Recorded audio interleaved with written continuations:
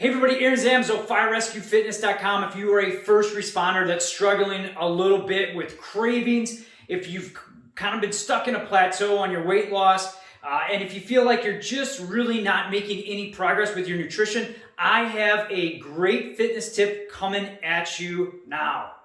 It's called fasting. What you talking about? What you talking about? What you talking about? What you talking about, Willis?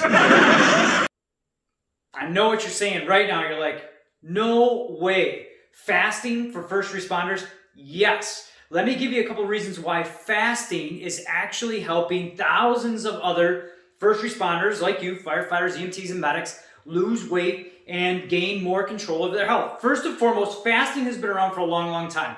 And when I say fasting, I'm not talking about days at a time. I'm talking about something that's manageable that you can actually incorporate into the firefighter or the EMT or the first responder lifestyle. Personally, I've been using this the last year to 2 years to help get me over some humps with some weight loss and some fat loss, and to help me carb and curve my cravings, especially around the firehouse. So first and foremost, let's look at why is fasting. Why can it be good for the body? Now, again, it's been around for a long, long time. My ancestors used to do it. Hunters and gatherers, you can actually do some research and trace it back to that. But first and foremost, it can reduce inflammation. One of the reasons why I believe, we continuously are bombarding ourselves with stress, whether it's through nutrition, whether it's through just the daily tasks of the job.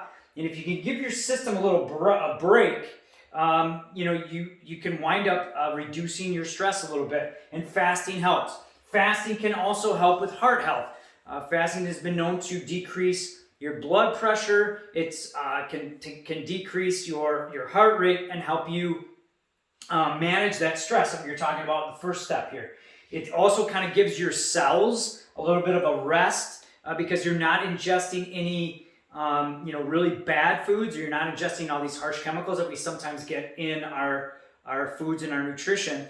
So you really just give your body, especially internally, your digestive system, a little bit of a break, okay? And what fasting also does is it helps you control your insulin levels. So insulin levels can go down, and with that, growth hormone has actually been shown to go up. So with all of these different things, for me, the biggest reason why I like fasting is that it really helps to kind of distance yourself from the idea that I need food, okay? The mental connection to food is something that I think we as first responders use as a crutch to manage our stress. I mean, how many times have you gone to a late call or been up late, you walk by the kitchen and you walk downstairs, and of course there's something there that you probably shouldn't eat, high sugar foods, and you eat it. Are you really hungry? No, it just all of a sudden is part of maybe your habit that you're always walking by the kitchen, or we just start to mentally tell ourselves, oh, well, I just had a bad call. I need to get my mind off of it. Sometimes food is the go-to. And what fasting has done for me is it's really helped me understand, look, you're not hungry. You're just either bored or you're stressed. And it helps me kind of reset, where's my mind at? Now let's talk about fasting now, because I know right now you're thinking, no way, man, there ain't no way I'm going to be able to fast. But there are different types of fasting, and really what we talk about with fasting is we're talking about an intermittent eating pattern. We're not talking about days on end fasting, okay? There are a couple different things that if you Google intermittent fasting, you'll find there's a eat, stop, eat, where you actually you eat regular for 2 or 3 days, and then a day you'll actually fast for 24 hours. There's a 20-4 where you eat for 4 hours and then you fast for 20. There's also a 5-2, and that's not necessarily a fast. You eat regular for 5 days, and 2 days out of the week you restrict your calories down to, like, say 500 calories. All right. I've tried all of these. The one that works best for me, and the one that, surveying and working with thousands of other first responders with their health and fitness, the one that I found that really fits well with our schedule, fits well with our lifestyle, is the 16-8. And what you're doing there is you are fasting for 16 hours and what we call feeding for 8. Personally, I don't fast every single day. I have tried to do fasting 2 or 3 times a week. just to maintain and to make sure that I, get away from this mental connection and I understand what my body is feeling and what I'm actually craving. Let me explain a little bit more detail how I use it. If I'm at the firehouse and I'm working a shift, I will eat up until 8 p.m.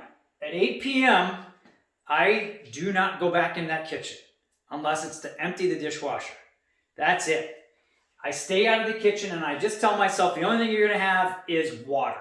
Now, if I get a really bad call where we're exerting a lot, we're on the fire ground, I will come back and I will fuel and I will prepare myself for the rest of the shift.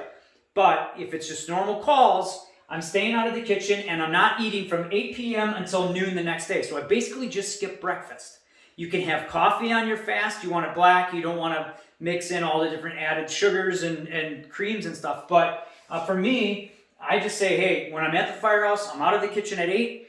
I'll eat a really, really good meal. And actually I've been working out in the mornings and then I'll on off shift, and then I'll have another breakfast and start at noon. And then you feed for the rest of the day like you normally would. For 8 hours, you eat like you normally would, and then you fast from 8 p.m. to 12 p.m. Okay? And it's really helped me kind of get away from that mental connection. A lot of times I think I'm hungry when I'm really not.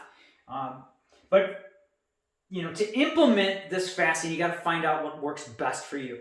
The 16-8 works best for me. It works really, really well for a lot of other firefighters and first responders all over the country. I just implore you to do a little research. We had a great blog post on the FRF blog about intermittent fasting for first responders. Give it a try every once in a while.